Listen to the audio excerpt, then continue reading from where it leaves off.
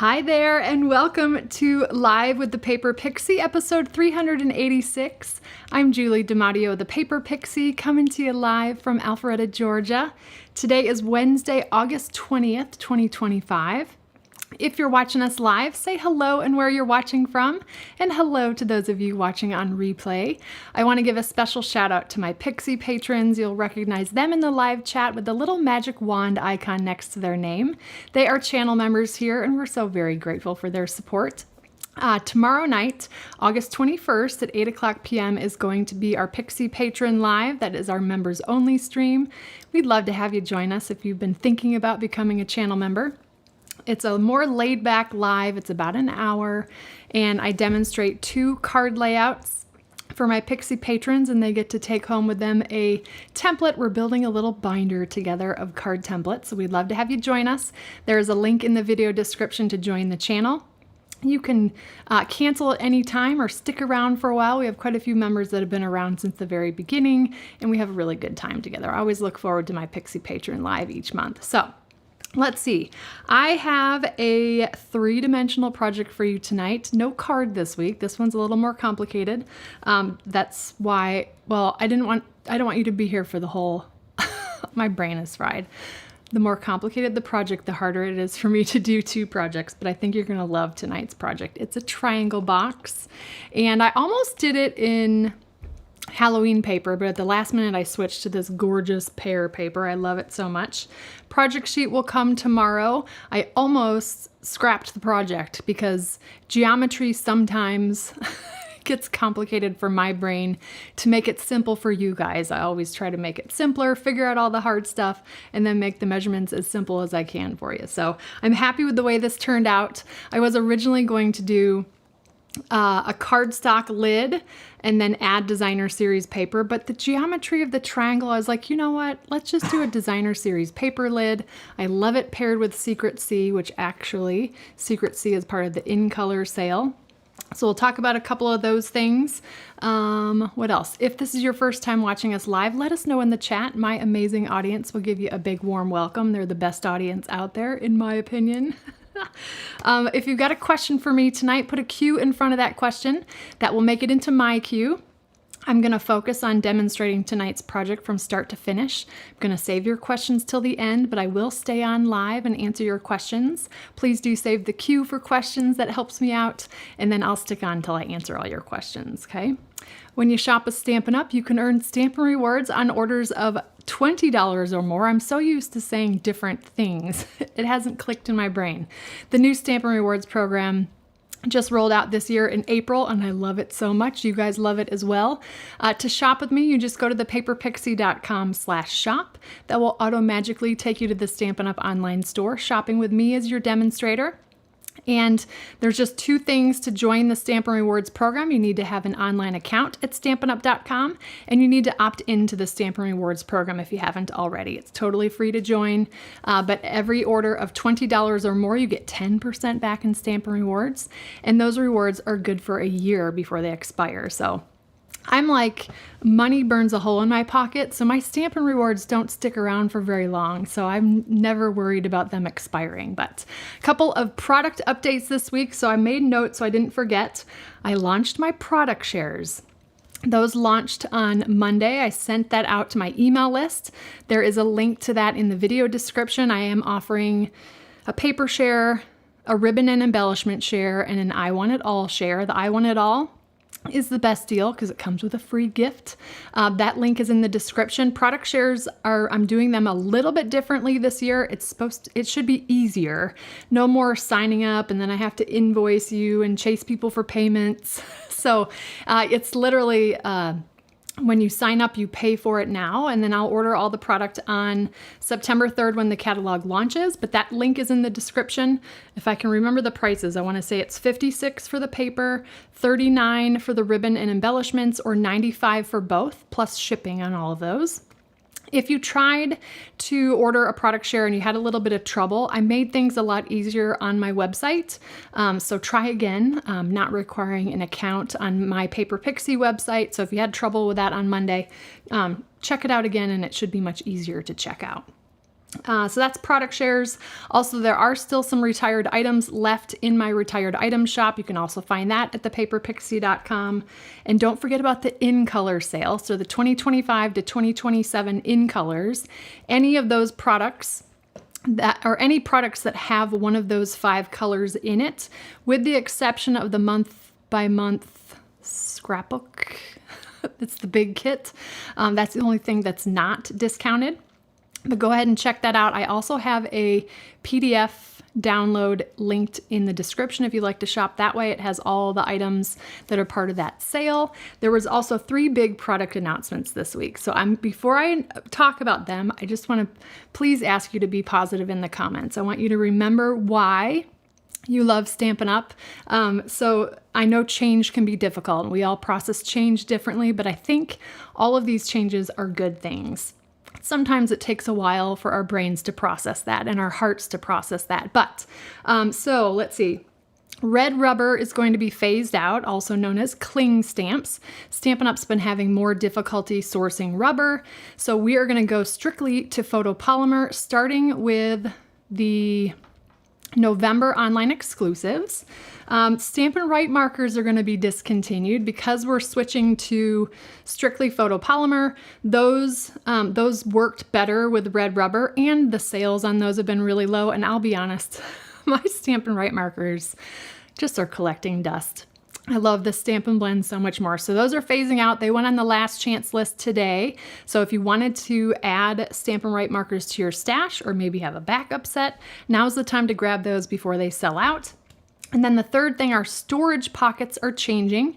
So now the dies and stamp sets are going to be in clear pockets as opposed to the DVD cases. They're going to be 9 inches tall by 5 5/8 inch wide. What I love about, there's a bunch of things I love about this. One is you're gonna take up less storage space for more stamps, which who doesn't love that?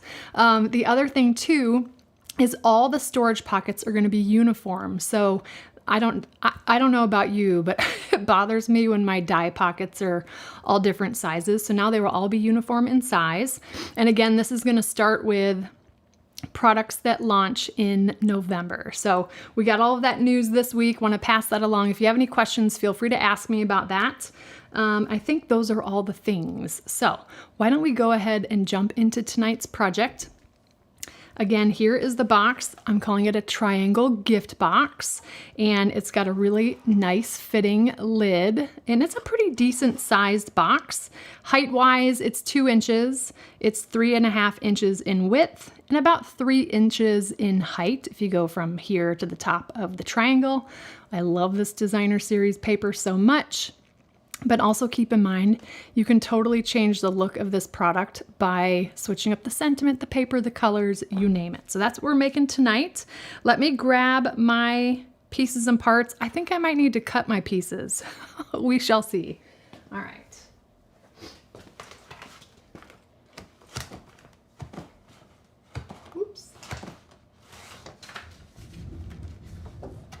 We're having a little bit of a thunderstorm here in Atlanta, in case you hear that. So I'm gonna start with the card base. This is Secret C. Let's get our pieces cut, because I think I cut a piece. No, I didn't cut it yet. As I'm looking at the full piece that I pulled out and I did not cut.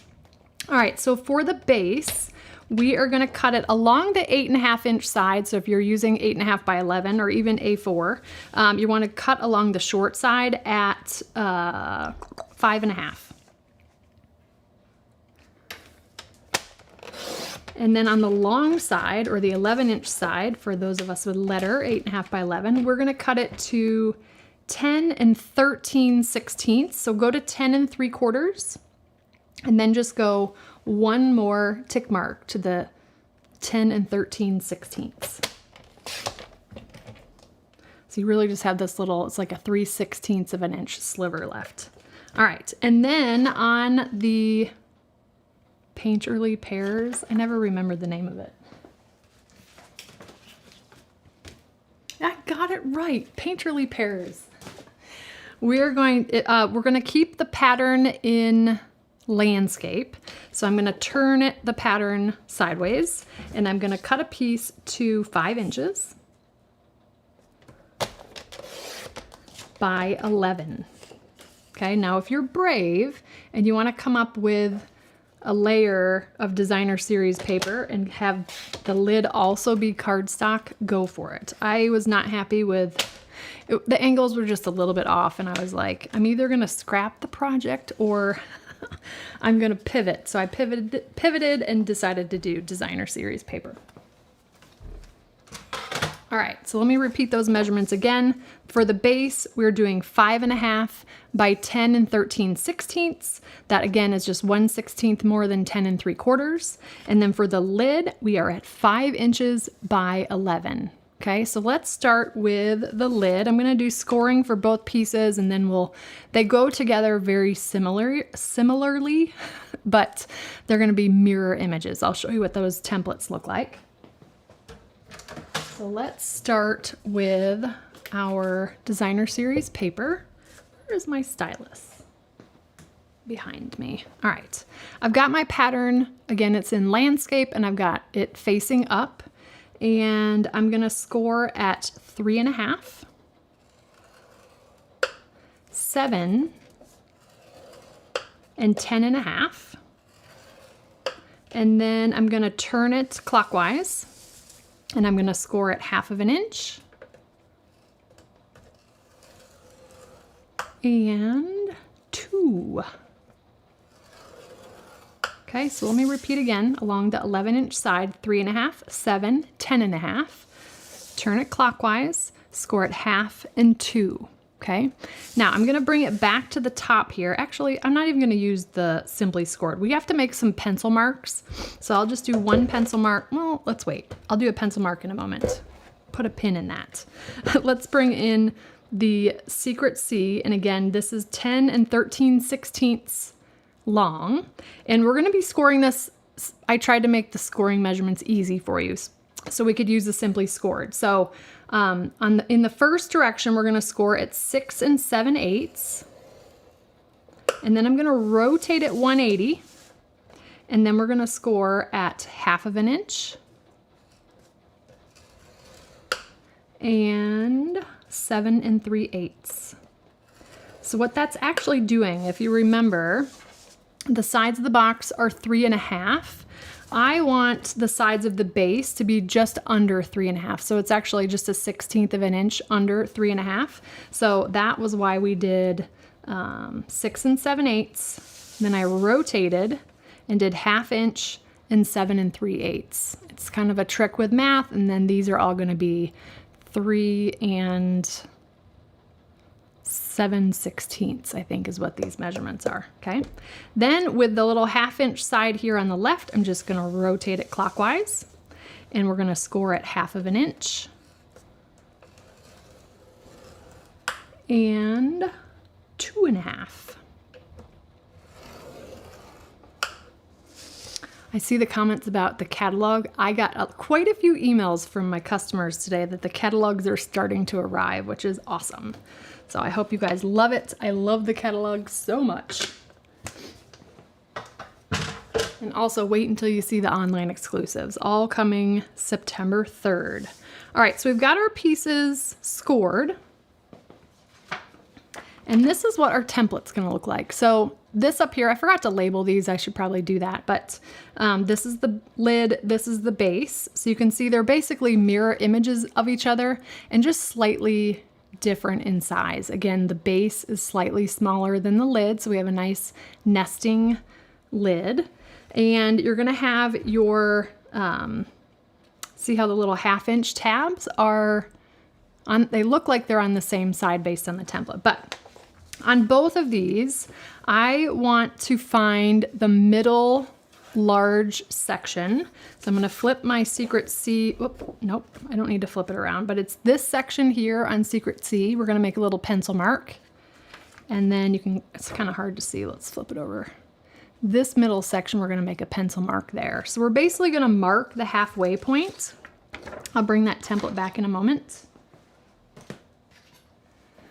So pencil and ruler. Okay, let's do the harder one first. That's gonna be the Secret C. We're doing a 32nd of an inch, but I'll give you a little trick. So we need to actually make a mark just past 5 5/8.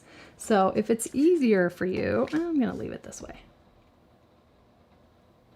So if I go to 5 5/8, I'm gonna go kind of between 5 5/8 and 5 11/16. So let me pull it up to the camera here. A little hard to see, but yeah, that's hard to see with the lights. But I'm just past 5 5/8. That's the halfway point here. Remember, this was 3 7/16, so it's the halfway point of that. This one's easier. It's only at 5 1/4. I'm lining up my ruler on that left edge and marking 5 1/4. And I do on this paper just want to make sure that I can see that, and it just so happens with the pattern that I have, I can still see my pencil mark. Okay, we're just marking that halfway point so that we can cut and create our triangle for the lid and the base. Okay, all right, now we're going to go ahead and fold and burnish on all the score lines. Put everything, I actually moved stuff where I can reach it. Okay.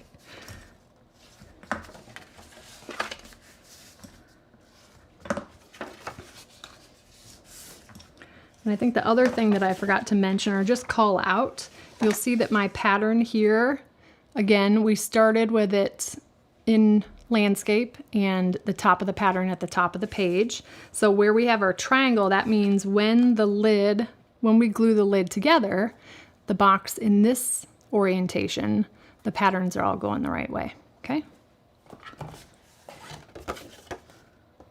All right. Getting back to folding and burnishing.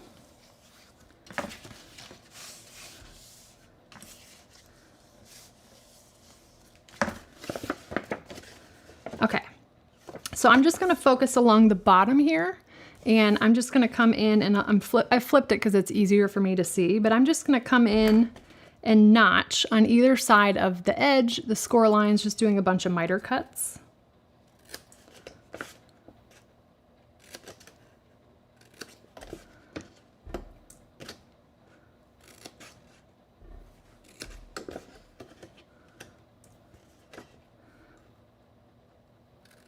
Okay, so we've done that on the bottom, and then I'm going to turn a quarter turn, and I'm also going to miter cut here on the tab, and that's going to remove that corner.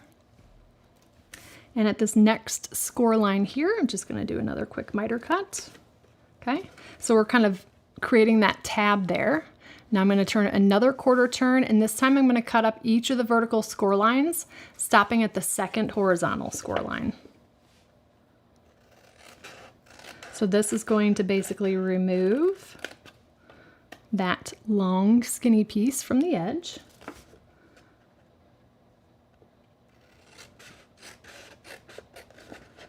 And we're going to be doing the same thing to both of these. They're just going to be a little bit opposite of each other. There we go. So we've kind of released those 3 pieces. And then the next thing I'm going to do is bring in my paper trimmer, because I actually want to get rid of some of this bulk here.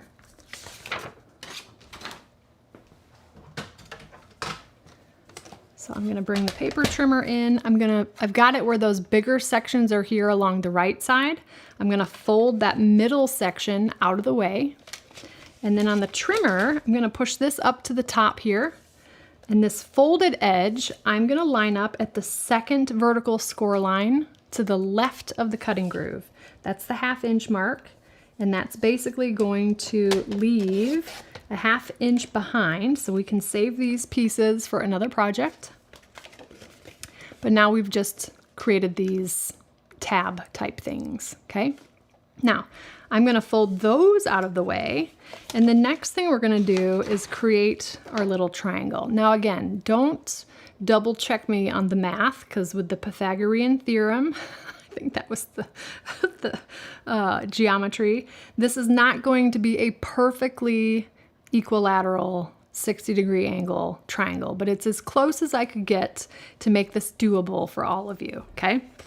So I'm going to cut now from this corner here diagonally up to my pencil mark. And I like to do that on the paper trimmer. And you might be like, oh, you're gonna cut this. Believe it or not, if you go slowly, your blade will stop where it needs to stop. So I'm gonna line up this little right angle here in the cutting groove, and then this little pencil mark in the cutting groove. And I'm actually probably gonna zoom in for you so you can see how I've lined that up. I'm gonna get it lined up first, and let's zoomy.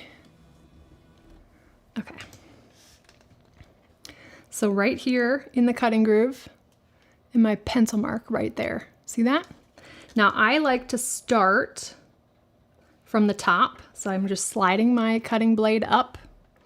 I'm gonna start, I'm gonna take my time, but you will feel the trimmer blade basically releases once it gets to that little intersection there. Okay, so we're gonna remove that.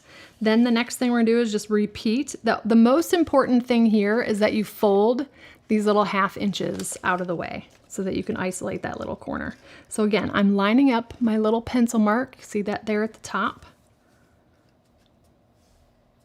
And lining up that little right angle down here in the cutting groove. So pencil mark. And again, I'm gonna start from the top and come down. I just don't move super fast, but you can feel that. See how it's kind of loose right now? It's done its job, okay? So let me zoom back out. This is now what we're gonna have. Looks so weird, but wait till it goes together, okay? Bring that back in a moment. Now the next thing I'm gonna do is I like to fold the big triangle section out of the way just so I can kind of isolate these 1/2 inch sections. And then I'm gonna do a pretty deep miter cut here. Doesn't have to be super deep, but. So miter cutting there and then here as well.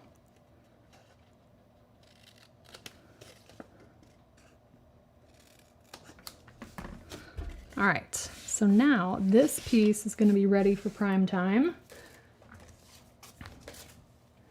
And then I'm gonna put this off to the side because we're gonna put these together in the same way, okay? So let me bring in the Secret C piece. And again, this one's gonna be opposite, but first thing I'm gonna do is fold and burnish.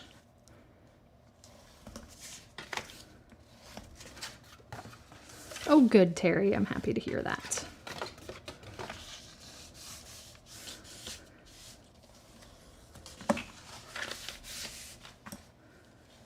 Okay, so we did all the folding and burnishing. Again, we're gonna focus along this little 1/2 inch section. Now we're doing the same thing. You'll just notice that things are a little bit mirror image. So now my 1/2 inch here is along the right side. And again, I love to cut from the back. It's just easier for me to see. So I'm just gonna come in and miter cut on all these vertical score lines.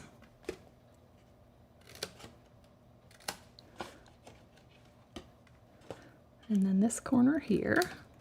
Then I'm going to turn it 1/4 of a turn. I'm going to miter cut here and remove that corner, like so. Then miter cut here. Then we're going to do 1/4 of a turn again, and we're going to cut up each of the vertical score lines, stopping at that horizontal score line. And again, I'm cutting right down the middle. So just releasing these 3 panels from each other.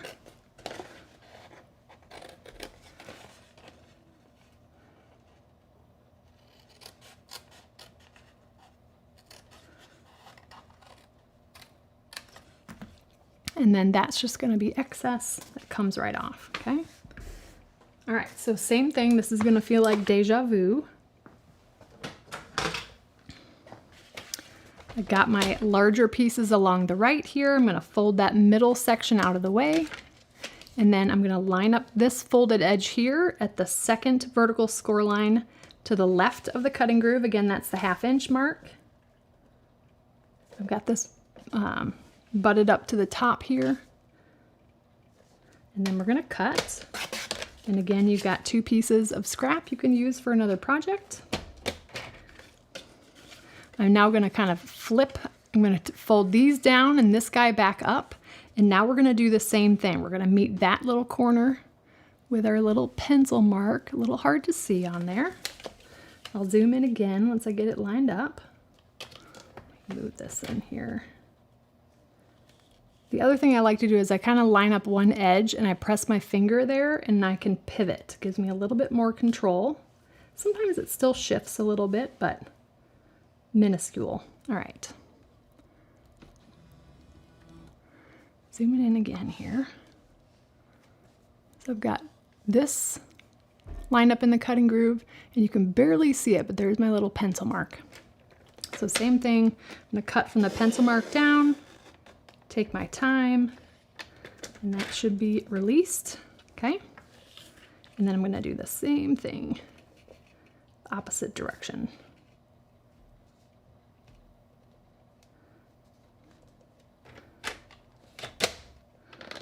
And cut.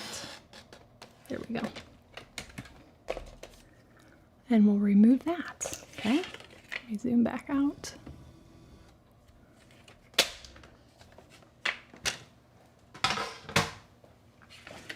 Like so. Okay, so now we got to come into these guys and we're going to do kind of a deeper miter cut.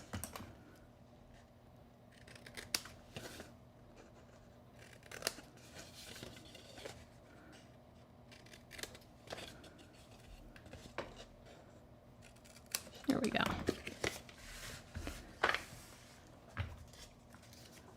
All right, so let me show you the two pieces. You'll see that they are yin and yang, right? And then again, there's the template, and this will be on the project sheet. So don't forget, join my email list if you want to get the project sheet emailed to you. I will also add it to the video description, most likely at some point tomorrow. I had technical difficulties last week with the link shortener service that I use, so I didn't get the templates ready for you guys until Friday. So sometimes I'm a little bit delayed, but I do try to do that by Thursday. So there's that. Okay, so I'm going to start on the box base and I'm going to focus on the 3 tabs that are opposite. This reminds me of like a witch's hat or something. It's really weird. I'm going to focus on the 3 tabs that are opposite the big triangle. So I'm going to flip it over, and the 2 tabs that are closest to the 1/2 inch tab, I'm going to put liquid glue on the back of those. All right. So I'm on the back side here. So liquid glue on those first 2 tabs closest to that side tab. And then I'm just going to fold those down. This is going to give our box a really nice finished edge without using up a lot of cardstock. I'm just going to hold that while they tack down a little bit, and then I'll just come in with my bone folder and just burnish those down. Spread the adhesive out. Okay, so there's that. Now I'm going to adhere the tab to the opposite side. Now this is a triangle, so because it's 3 sides, I'm not able to just fold this way and then fold like I normally do. Okay, so we're just gonna put liquid glue on the 1/2 inch tab. And I definitely recommend liquid glue for this because you're gonna need a little bit of wiggle room. So liquid glue on the tab, and then I'm gonna line up this cut edge with that score line. So I just kind of have my fingers inside and outside. I'm just lining up that cut edge with that fold.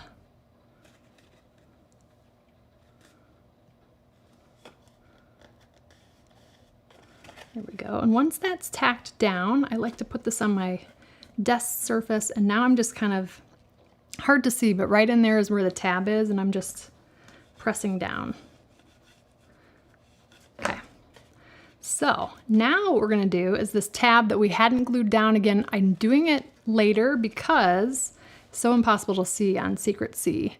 But there's a little, our little 1/2 inch tab is there. I wanted this flap to go over that 1/2 inch tab. Now, my tip here is, do you see how those edges hang over just a little bit? That's going to make it a little tricky to fold that 1/2 inch tab inside. So I'm just going to come in and give this a little miter cut, a little bit more of a haircut. So now you can see that when I fold it in, they're not hanging over the side, and it's really easy to fold in. So liquid glue.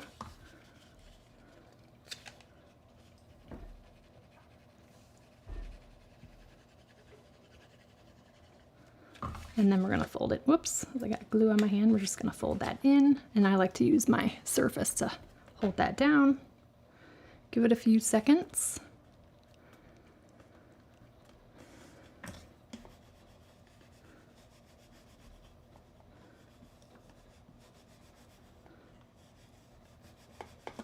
All right. Now we're going to focus on the base, and I think you can probably see what's going to happen here. Those tabs are going to fold in, and then that's going to fold on top. Is that not so cool? All right, so here's what I like to do. I'm totally fine with that cardstock overlapping there, but I'm going to put liquid glue on this tab first, and then I'll put liquid glue on this tab. That just means they'll stick to each other, and they'll stick to the big triangle. So I just go all the way down that one, and all the way down this one. I just kind of gently get that folded down so that gives me space to fold the big triangle. And then I'm just pinching right along those edges. I'm kind of pinching. I'm running my finger along the edge, and that's just lining up the edge of the triangle piece with the sides. Just gets it right where we want it to go. Okay, and then I like to flip it over. I like to use my glue bottle for a tool, and I'm just pressing those tabs on the inside. You could also use your bone folder, whatever works. You can even put your fingers in there. But that is our box base. Is that not so cool? Triangle boxes are tricky. All right, it's easy to do measurements for the sides, but when it comes to the triangle piece, then it goes all out of whack. So I try to make it as easy for you as I can. Okay, so there's the base. We're gonna put the lid together the same way, and then we're gonna cross our fingers and hope that they fit. All right, so we're gonna do the same thing. I'm flipping it to the back. Again, I'm gonna focus on the two, or I should say the three tabs close, opposite the triangle, but I'm gonna focus on the two tabs closest to the side tab. So we're gonna put liquid glue on those to fold them into the box. Easier to do it now than later.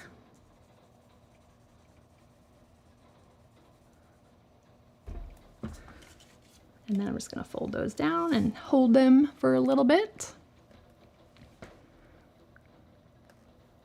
was going to share I had quite a few team members join this week because they were able to pre-order the new holiday catalog products. So if you got the catalog and you have a giant wish list, you can actually order the stuff now on a starter kit. So just so you know that that's an option.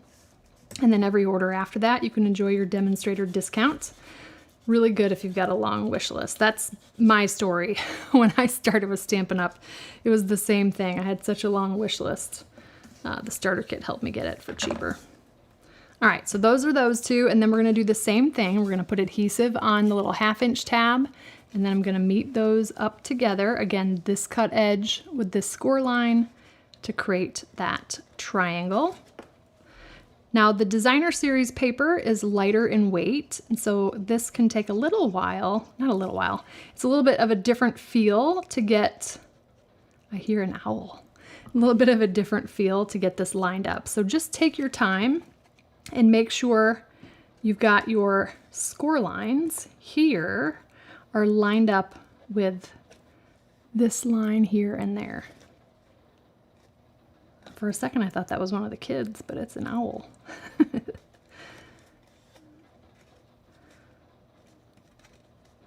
There we go. Once that's tacked down, I just put it on my surface, and then I can press from the inside. All right. Okay, so now we've got that last tab, and again, if there's any overhang, if you fold it like this, just give it a little bit of a haircut. It's a little bit of a deeper angle on the miter cut. That just helps you fold it into the box, okay? So liquid glue. Oops, I got some glue boogies. Just wipe it on my pants. There we go. Just gonna fold that in. I love this paper so much. This is, I don't know if I mentioned, but this is actually part of the in color sale. So take a look at that. It's 15% off of everything that has one of the 2025 to 2027 in colors. All right, so there's that. Gives us that really nice folded edge. And then we're gonna do that, okay? Now, liquid glue I like to put on both tabs all the way down. And it's okay if they overlap a little. There we go. All right, so tabs down, and then our triangle. And now we're just gonna kind of work the box. I run my fingers along the edge so that that triangle is meeting up flush with the sides. Again, this one's not gonna be perfect, but there's a method to my measurements so that most of the measurements were okay for you. So it's gonna be just a little short, but again, it's handmade and it is close enough for the naked eye. All right, so we've done that. I'm gonna flip it over and press from the inside.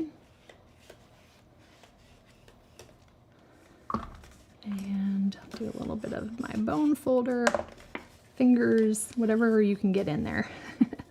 And now is the part where we hold our breath and hope that it fits. It's gonna be a nice snug fit. I played around with a bunch of different dimensions and measurements, and the last round was much too complicated, or much too loose, I should say. All right, so now I purposely designed this so that these are mirror images, so the seams and the tabs are gonna line up exactly right.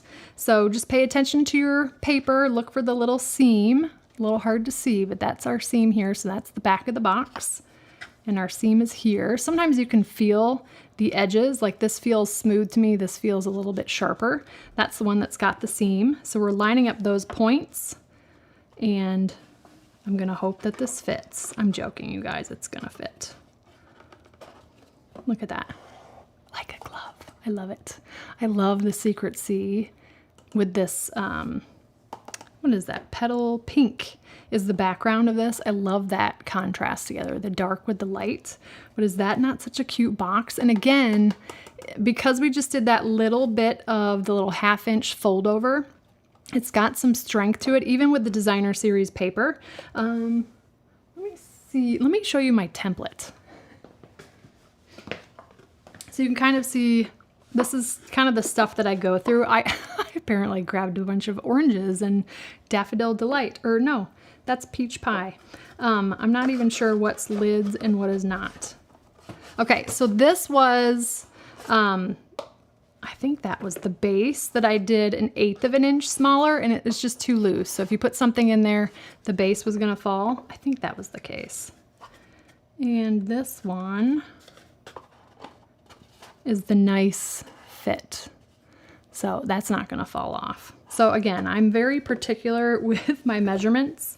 And if it's just too loose, it doesn't fly with the Paper Pixie. So those are my prototypes that I did ahead of time.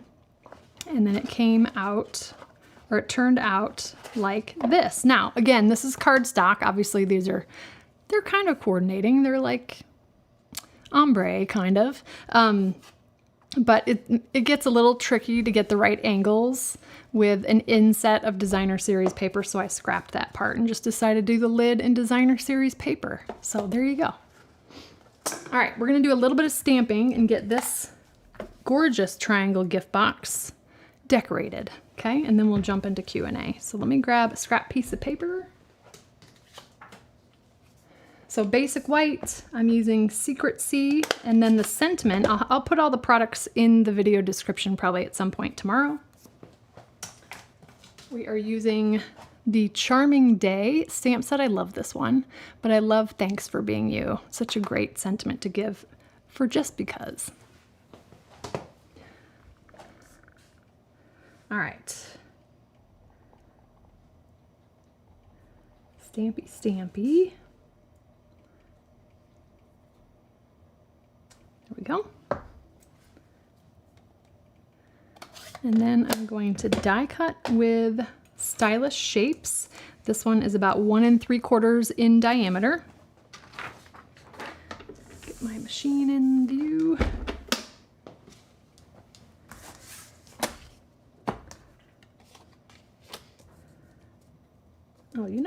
That's not dark enough. I need to re-ink my Secret Sea. I use my in colors a lot with my in color club. So let me do that again. Let's get it good and juicy.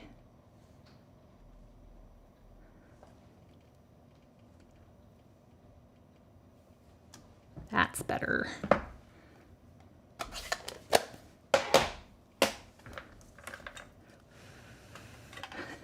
Fresh ink.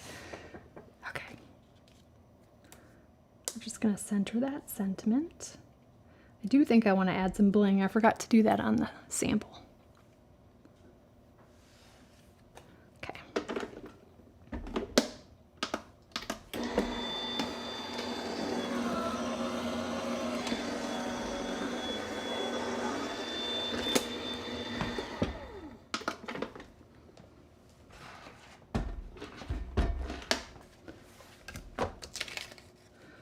Go.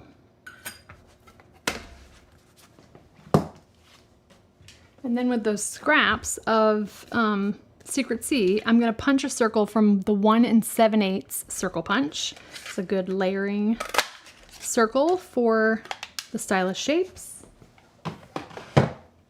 So those two are going to layer on top of each other, but I'm going to add some linen thread. So I'm going to do a little piece of Stampin' Seal Plus. You can also use Stampin' Seal, or you can use dimensionals, whatever you want, but I'm gonna grab, we're at the tail end of my linen thread here. We're gonna do a little faux bow. Well, Kathy, look at you. She got hers all done but the decorating. That's awesome. I love it. All right, so I'm just gonna do like a little, this is still too windy. Hold on, I'm just running my linen thread between my thumb and my bone folder just to kind of get some of those kinks out. When you get to the end of the roll, it gets a little kinky. All right. I want a bigger loop there. I think that looks good. So I just did a little zigzag. I'm just gonna stick it. I actually found it's easy, it gives me a little bit more control if I just hold that. But this, so you can actually see what I did. It's literally just like a this way, that way. And I'm just gonna pop that right in the center, like so. You can shift things around if needed. Like right now, I feel like my loops are a little wonky. Let's do that. That looks pretty good. And then I'm gonna put dimensionals around this. So I go kind of on either side of the ribbon, and then I'm just gonna, or the linen thread, and then I'm just kind of holding stuff in place a little bit. So little quad of dimensionals.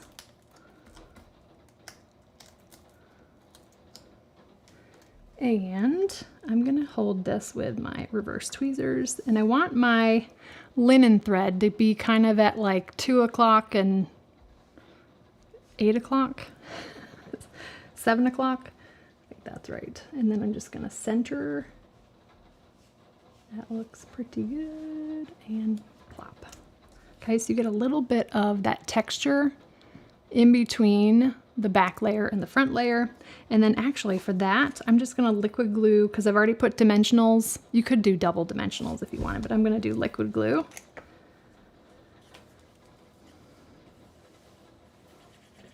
And just glue that right to the top of the box. So again, pay attention to where your top is and where you wanna put this. And if you'd prefer to have your box go this way, I get it too, but just with the way the template goes, this is easiest.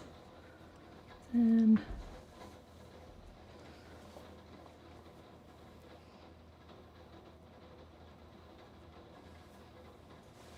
good. I'm gonna kind of hold that in place. You guys have great questions tonight, and I'm just gonna push from the inside, because again, we're doing liquid glue right to the lid. All right, so there's that. Let's line up my box again.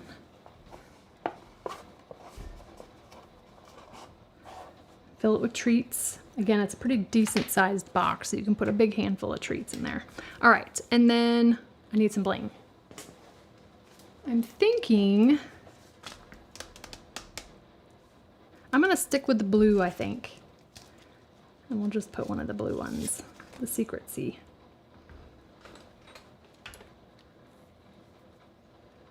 So pretty. It's got a little bit of glitter to it. Let's see. I'm gonna put it right there. A little off to the right. There we go. You could do rhinestone, pearl, all kinds of stuff. So that is our triangle gift box for tonight. I hope you'll give it a try. Don't let the measurements intimidate you. All right. So again, here we go. And I'll show you, they're gonna look the same. This one's just missing bling and I will add that later. But again, I love the contrast of Secret Sea, especially paired with this paper. It's just so pretty. See the blue in the leaves? Just gorgeous. Again, this paper is on sale, 15% off, so grab a couple packs. So again, that's the triangle gift box for tonight. So I'm gonna get ready to go into Q&A. Just a quick reminder, if you've got a question for me, put a Q in front of that question. I'm about 20 or 30 seconds ahead of you, so if for some reason I miss your question, and sometimes, because I'm human, I might skip a question because my eye jumps for some reason, but if I miss anything, email me anytime, support@thepaperpixie.com. It is me behind the mailbox, so I'm happy to answer your questions at any time. Alrighty, let's see. Oops. Of course, my keyboard stopped working again. Please hold. Q. All right.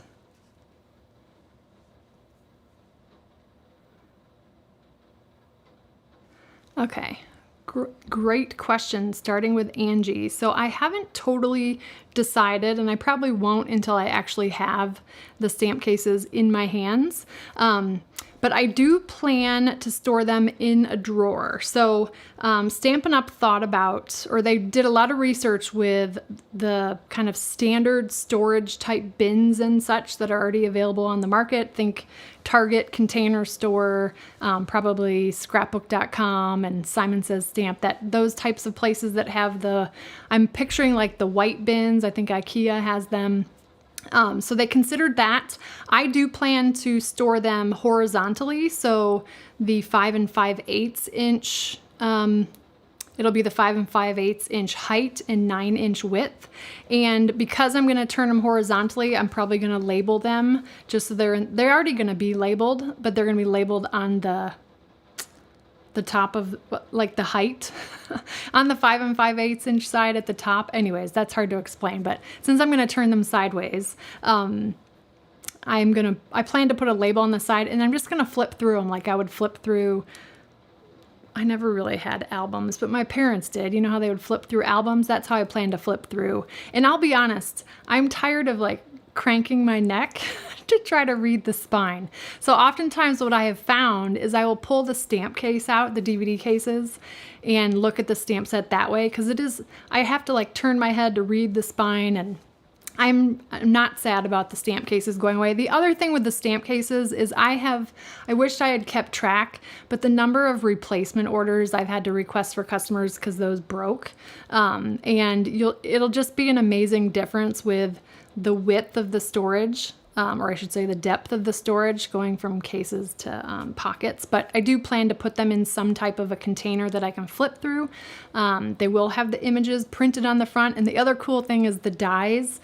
Those pockets will also have the images printed on the front. So I love that, because right now you don't see the die images unless you store the dies outside of the little insert. So I was a little bit like, oh gosh, 9 inches tall, but I've kind of come around to it. And I'm excited to kind of get my hands on them and see what they're like. But I do plan to put them in a drawer. And that means I can have a lot more stamps because they won't take up as much space. So the last day to get the paper share, great question, Kelly, is September 2nd. September 2nd at 5:00 p.m. Eastern time is the deadline to purchase a share.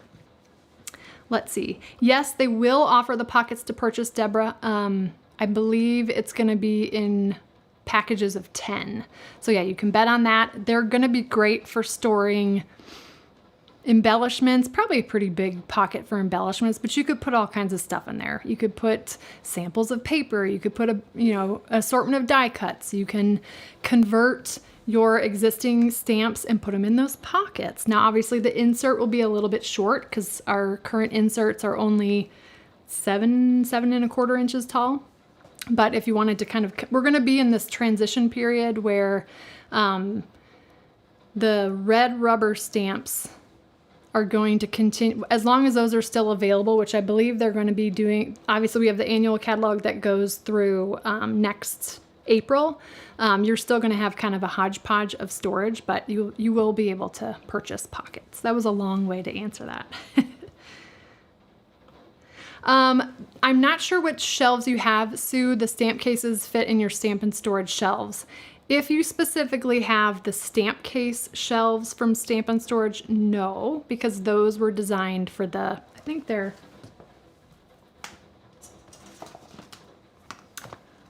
seven. The cases right now are 7.5, and I want to say the Stampin' Storage stamp shelves are like 7.75, 7, or maybe they're 8 inches. So yeah, the pockets won't fit upright in the Stampin' Storage shelves. But I have a feeling Brett at Stampin' Storage will probably come up with some new storage options for us.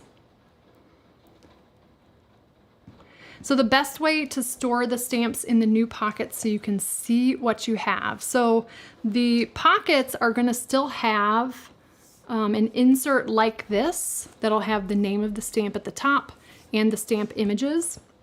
So I don't think there's necessarily a different way that you have to store the stamps. It's going to be just a little bit of a mindset shift, I think, in how you flip through your stamp sets. I think a lot of us are used to looking at the spine, but again, I'm always like turning my head to read them unless they were stored this way, and then it's easier to see the name, but again, really hard to see the images because they're so tiny.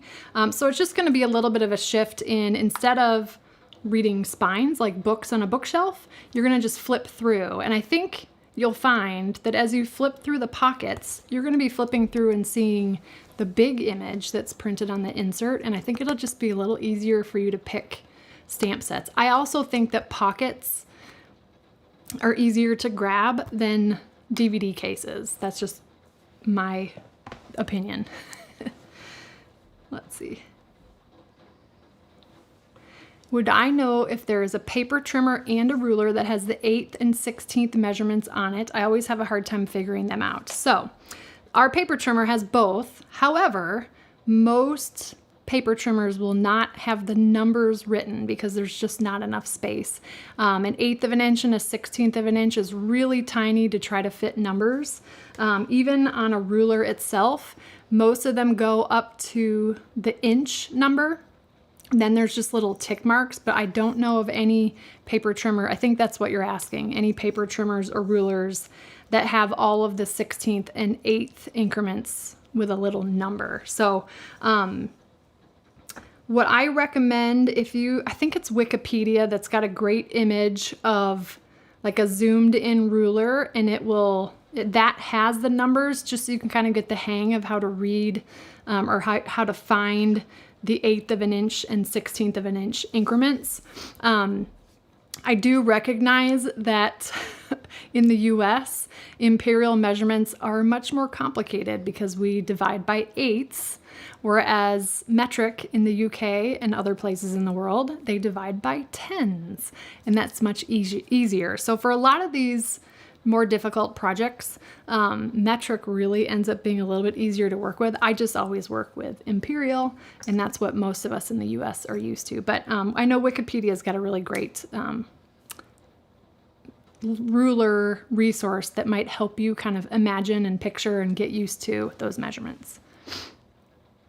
The blends cannot be refilled. They're intended to be consumable, and then once they're dry, you just replace them. We don't offer the alcohol ink to refill Stampin' blends. Let's see, might it be possible to put current photopolymer stamps in the upcoming envelope packaging? Yes, absolutely. So the only thing is that your insert is just going to be 1.5 inches too short, but that's probably a great trade-off to have all of your storage in the same pocket. So yeah, you will be able to purchase the pockets in packages of 10, so you can convert your existing photopolymer. You could technically put your red rubber in the pockets, but I will just say that depending on how packed you have the pockets in your storage, it's gonna put pressure on the foam. So I did at one point start to move to like a pocket.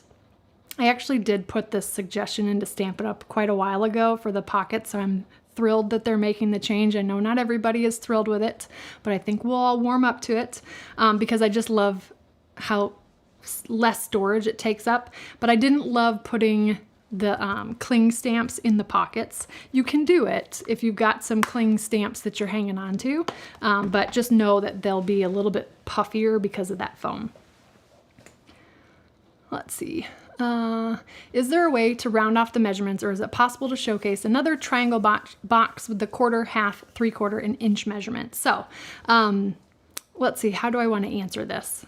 Not really. So I could do like 1/2 inch, 1/4 inch, 3/4 inch for the sides, but then as soon as you start working with a triangle, then other measurements are not going to be so nice. Now I will tell you, I worked really, really hard today. 1, to come up with a box, and 2, to try to come up with measurements. I even asked ChatGPT, I was like, what length side is going to give me 1/8 of an inch measurements with the rest of it? And there really it's not totally possible. So that is why, but I do encourage you to give it a try. Try it on some paper that you don't love, or you're okay if you make some mistakes. I did try to make it as easy as I could for you. The in color sale ends August 31st. I had to think, I'm like, what month are we in? It's the end of the month, August 31st. The die cutting machine is the Anna Griffin Mini Empress, or the Anna Griffin Empress Mini. Okay, so Lisa recently received the Empress Mini. I know the instructions tell you to cut face up, but I'm gonna tell you, don't do it that way because it's kind of defeats the purpose of the magnetic mat. So Anna Griffin herself cuts into the mat, and I believe a couple of you have purchased the new Empress Elite, I think is what it's called. And I believe those instructions have been changed to tell you to cut into the mat. So I will tell you, when I first got it, I was following the instructions. I'm like, well, this is dumb because what Lisa's talking about is it said to put your die cut side up, and then you put the paper on top of it and cut that way so that you don't cut into the mat. The problem with that is you can't see the stamped image and where you're cutting. So it works fine if you're just cutting a shape and it's not a stamped image, but this is the first magnetic mat that I have had, and I have used it thousands of times, and it still works like a dream. So it's floppy, but they're all floppy. I will tell you that the plates have never warped on me, and I've never flipped them. So cut right into the magnet mat, you'll be fine. And the magnet mats are not very expensive either, so I did buy one just to have as backup, but I haven't had to use it yet. So you can rest assured and cut into the mat. I think I already answered this, Gail, but I do plan to store them in containers in a drawer. I just don't know, or either containers, or I'm gonna put like drawer dividers and put them in that way so I can kind of flip through them like a library catalog type thing. That's my plan. All right, let's see. Potentially, Karen. She's asking, when I make the change in storage, once the new stamps come, will I do a video of my new storage? Possibly. I haven't decided yet, but maybe. I will keep that in mind.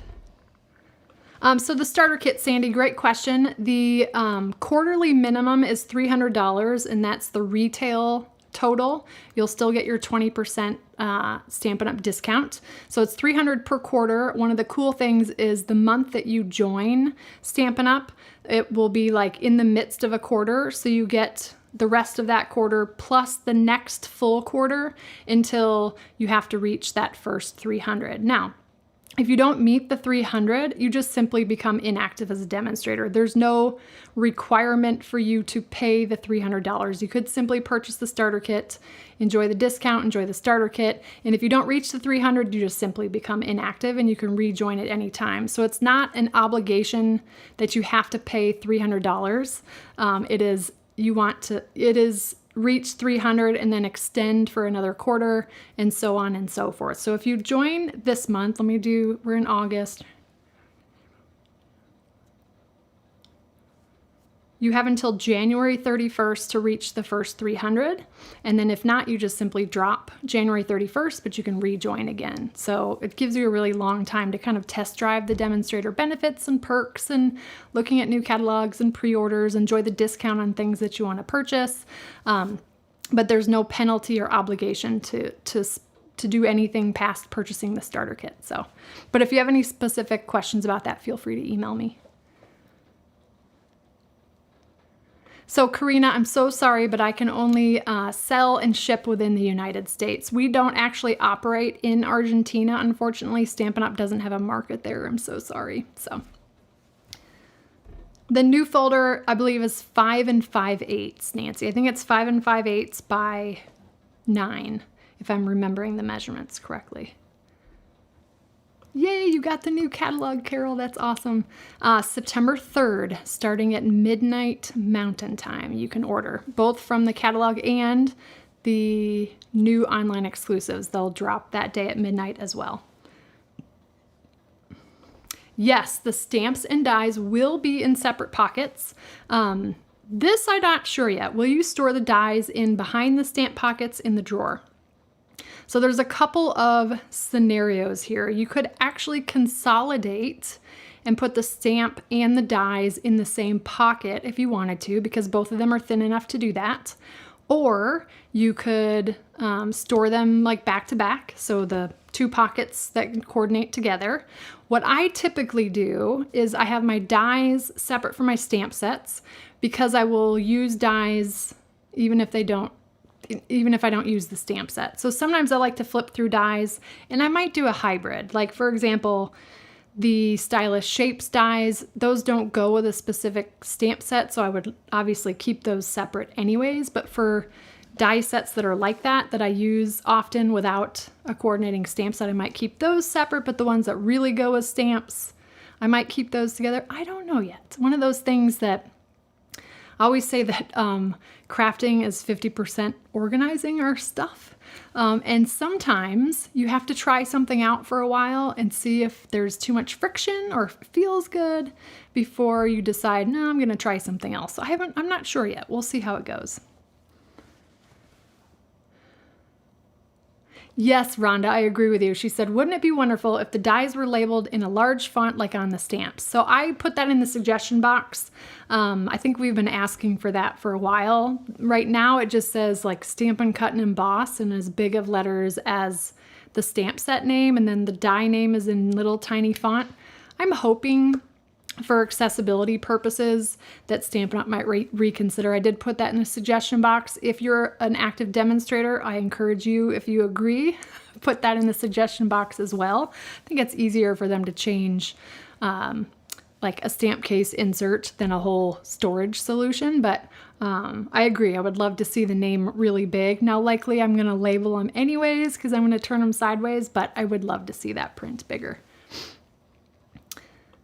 So Joy, the stamps are going to come the same way they come now. So it's the photopolymer are sandwiched between two pieces of acetate.